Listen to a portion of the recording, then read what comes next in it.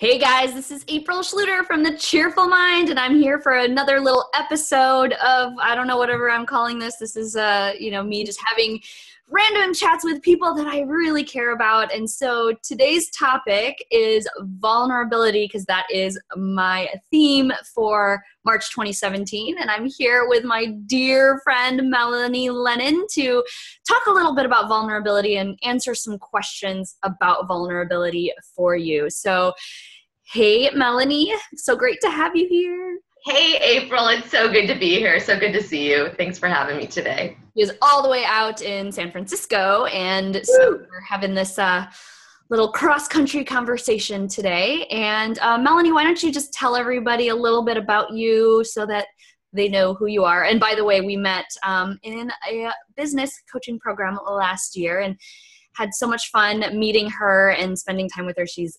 amazing. So, all right. Thank you. Well, likewise, of course. Well, my name is Melanie, and I am a coach. I coach on a variety of things, but for a while I was doing international living coaching and corporate business coaching. But now I'm still sort of figuring out where I'm going to fit in as far as a specific niche is concerned. So for now, I'm just really having fun coaching about a variety of things, people growing, people in transition. And vulnerability is something that is so near and dear to my heart. And it's just such an important part of who we are as people. So I am fanatic about getting this message out into the world. More vulnerability, more connection, more love. So yeah, that's me. And what was great about this was that we were on a call, was that, a few weeks ago? And weeks ago, yeah. We were talking about, she was feeling that was the piece that was missing. I'm like, this is a great opportunity to chat about vulnerability since this is my theme. So love how the universe brings things together like this, and glad to kind of get vulnerable in the next 15 minutes or so. So, all right, shall we just get started? Let's get vulnerable. All right, so the first question that and by the way, I put these together. just so you know, just whatever. Anyways, so the first question is, what is vulnerability? And, to me, it's, if I had to define it myself without looking at Google, I would just say very simply, getting raw and real. Would you agree with that? Absolutely. And I actually have the definition on Google. Oh, good. Because I was going to say, as you were talking, I was going to look it up. Okay, so I'm going to read you the definition, and I think it's funny, just reading the definition, you can tell why vulnerability is so hard for people, because it sounds really like, why would I ever do that, right? So the definition is the quality or state of being exposed to the possibility of being attacked or harmed, either physically or emotionally. What? So that's a little bit scary, right? And while I completely agree with that definition, what it sort of doesn't talk about is obviously, like, why would you do something like that? And one of the most important things to know is that vulnerability is key for connection. We really can't connect. We can't express our deepest versions of love and really receive love unless we are being our true, authentic, vulnerable selves. And just on a side note, I found the definition interesting. And I'm just wondering if that's almost like a cultural thing to kind of talk about the scary part instead of the benefits of it, right? Because, so often in our culture, we have phrases like, okay, like thicken your skin or man up and stuff like that. And so we sort of see vulnerability often or are taught that vulnerability is kind of a weakness. Like, come on, like, man up, like be strong, all those cool superheroes that we, love growing up, kind of keep stuff, close to their chest and into themselves and kind of fight for what's right for people. But really vulnerability is really the bravest things a person can do. Yeah. Right. Because it's like the definition says, you're exposing yourself to something that's really scary, and something that's really, could, again, environmentally and as animals are concerned back in the day, like, could get you killed.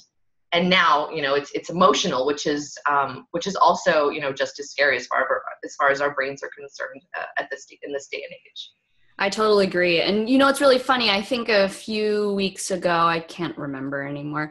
I posted something on social media about, what is it that you want to see more of on social media? And there were so many times that people wrote the word vulnerability. There was a whole bunch of other things too, like, and I have this written on my board in front of me, like acceptance, community, self-deprecation, and kitten and puppy videos, and happy, all of those things. So there's a lot of things, but vulnerability was one of the things that came up. And I think vulnerability is something that people are drawn to because, as you mentioned before, it's the ability to connect to others and know that they're not alone in what they might be facing, right? When people allow themselves to get vulnerable about something that they maybe messed up on, or something that generally wouldn't be shared because it's not a triumph, it's, exposing fears, exposing imperfection, exposing mistakes. That's a really hard thing for people to do, but everyone makes mistakes. So, everyone fails, and everyone has fears. So, why do we squash that so much? It's just crazy. Yeah, no, I agree. And first of all, I agree with the person who said more puppy videos. So we definitely need more of those. But again, like I said before, vulnerability leaves you exposed to judgment from others, to being shamed by others, being shunned by a community. And that look, that you're given when someone, you're maybe a little bit vulnerable, that look of like, oh, like you're weird. Why would, and it's like just fear of that look and fear of that, of being shunned by people or a community when you put something out there that you're really scared to tell, that really exposes who you are. I mean, it's like, it's a big, big risk, but as they say, the bigger the risk, the bigger the reward. Yeah. So, it's like we all crave this vulnerability because as humans, we crave connection, but, there's so much fear about being judged and being shunned that a lot of people choose to say, okay, well, I'm not going to take that risk, and therefore, unfortunately, they on the other side of it, like, you're not going to get as close to people, you're not going to find as deep of a love as you could otherwise. But again, and unfortunately, we can't just choose one side of emotions to feel like the really good stuff, like the love and the appreciation, all that stuff we see in the movies. I mean, you have to put your cards on the table for that, which can often be really scary, right? But that's, again, more risk, more reward. For sure. And I think, to echo the whole talk about fear of being judged, it's this, I think a lot of people who follow me, think about, the ideas of perfectionism, having to seek approval, always feeling the need to be liked. I personally struggle with issues like overgiving, overcommitment, wanting to do it all, wanting to be perfect. And I talk a lot about that in my book that's coming out, by the way, free plug. Talk about vulnerable. And so it's, I think even the process of writing a book is very, very vulnerable, to just have to throw all of those things out there. Some other things that I think we are also afraid to be vulnerable about is what we truly believe sometimes, especially with, the way that politics is going on right now in the US, and, just even the difference of religions. There's a lot of, has to be this one way, and feeling, if you feel that you are not going with that flow, if you're feeling like you're going against the grain, it can be really hard to be vulnerable. And so I totally get why people are afraid. And I get afraid of certain things sometimes. And I just don't, necessarily want to share. But at the same time, there's this power in knowing that there's gotta be somebody else out there that's experiencing the same exact thing. So that kind of leads me to one of the other questions that I wrote down is, when is it appropriate to be vulnerable? Because, being authentic is definitely essential in manifesting what it is that you want. I know you mentioned, if you're not your true authentic self, then, what's going to happen to you? And, in my perspective, you might not get back that same alignment with who you truly are. If you're being this person, this one persona that's not truly you, the things that are going to attract you, this whole concept of law of attraction, the people that are going to be attracted to you are people who aren't in true alignment with what you really value and what you really believe. And so that's why I think it's more appropriate to be vulnerable. But there's that piece, that fine line between vulnerability and authenticity, because you can be vulnerable, but how vulnerable is too much? Those people who like wallow in like sharing everything online or wherever that is. Where do you draw the line? What do you think? Yeah, that's a great question. I love that. And I love what you said about, authenticity kind of bringing you to your tribe. From personal experience, I spent many years trying to fit in and be the people pleaser, which I still suffer from sometimes. I mean, it's in there, man. There's a lot of people pleasers that I know that are going to watch this video. So you're not alone. Oh my gosh, you're so not alone. It's really, really hard. I get it, but there is some solace for you. So I spent a really long time, solely like really hardcore people pleaser. I was working in the corporate world as an exec, and eventually, I just burned out. And I decided to start really living authentically for myself. And the funny thing is, and I think, again, understandably, what a lot of people fear is that they're going to lose the people in their lives, right? Because they've been playing this act for so long that the people who've been attracted to them are attracted to the act, not necessarily them, the deeper, truer version of themselves.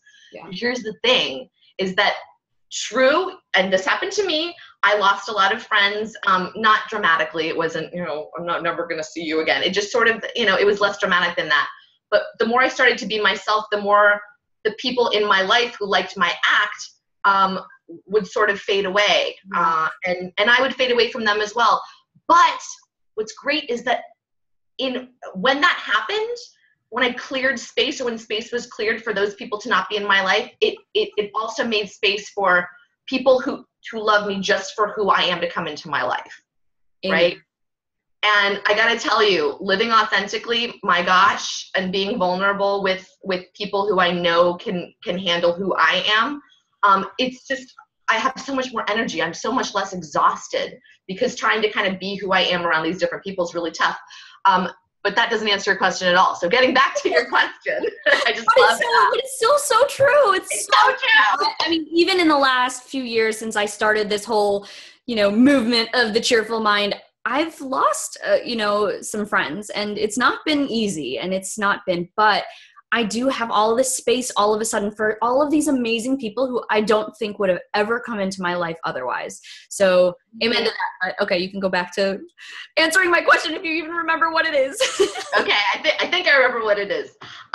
It was about when is it appropriate to be vulnerable and to be truly vulnerable. And again, it's really, it depends on the person, right? Like, I can be more vulnerable now with the people who I'm in contact with than I felt I could have before. So it's a very personal decision. But in a general sense of the word, being vulnerable exposes can expose really deep parts of you that you may not want everyone to know about, or that may be really hard to be confronted with if you're not prepared for it. So, in general, I'd say if people who, gossip a lot or like to talk a lot about people behind other people's backs, and you know who those people are because they'll talk about other people to you, and if you think they're not talking about you to other people, I would think more about that. Yeah. So again, it's just about, the sense of being okay with other people possibly knowing your information or things that, and being confronted with things that maybe you're not ready for other people to know. And so I'd say that that's sort of like as a blanket, probably, it's good to sort of protect yourself to a certain extent, right? Because if you're kind of like an animal, you're putting your neck out, anywhere for anybody to bite, you're going to get bitten. And so I think it's about having that sense of awareness and that balance between, I know I need to be vulnerable in order to get the most out of this life experience, but that doesn't mean that I have to be vulnerable with every single person that I know will end up hurting me, or I suspect will tell other people, and again, kind of create this sense of shame that that isn't necessary, right? So it's just kind of being smart about it and using your intuition for that a little bit. Yeah. And I think that it's one of those things to just know, in general, you being vulnerable doesn't mean that you have to tell the truth and be 100% transparent and open all of the time. Mm-hmm. I do believe that transparency creates even more connection, because it is that, exposing the vulnerability, but you don't need to be, telling your neighbor, so I really screwed up on this thing today. Or, every time you make a mistake, you don't have to point it out, which I think I have a bad habit of doing that. So you're on the other extreme. But you don't have to expose yourself 24/7 to every single person in the world. Right. Vulnerable. So just FYI. Yeah. I mean, again, it's about, and this is so, and I don't know about you, but for me, I can do extremes really easily, right? Like go 100% this direction or 100% that direction. That's great. Same with vulnerability. A lot of people, and me too, when I first realized, oh my gosh, vulnerability, like it just makes me feel, my heart feels so much more open. I was telling everybody everything, and that wasn't quite, that wasn't quite the right way to go either. But again, being completely closed off wasn't right either. So again, it's really, the word is balance. That's my word of 2017, finding balance, which is really hard, right? I mean, like it's so much easier to lose 5 pounds than to, if your goal is to lose. There's your word. There we go. That's my word. Yeah, sorry, I'm going crazy about this book right now. No, I know. I know. Like I can't wait. Like I'm the only one that has a copy right now, and it's not gonna be the not case for long. Yeah. All right. So anyway, it's easier to focus on the extreme of, or like I was saying, like losing weight. If you're just like, I just need to lose weight. Okay, I'm not going to eat anything. Okay, I mean that's hard, but not as hard as saying, okay, cool, now I'm at the weight that I want. How do I maintain that? I mean, that's, ask anybody who's tried to lose weight. That's harder. For sure. All right. So my last question is, has there ever been a time that you've been vulnerable in a way, because I think we were talking about it earlier, being able to create that connection and having the fear that people might, leave you because you're opening yourself up. Have you ever experienced something where you got vulnerable and the outcome was so different than what you had even imagined would occur? Yeah. I have a really good example that really was kind of my first, incredible experience with vulnerability and what my expectations were versus the reality. And I don't recommend everybody do this, but this is an extreme example, like I tend to do sometimes. But I had deep shame during my corporate experience. After that, I moved to Costa Rica for about 3 years. When I was in Costa Rica, I started writing a blog and just started getting, exposing myself a little bit more. And there was an area that I had some deep shame around.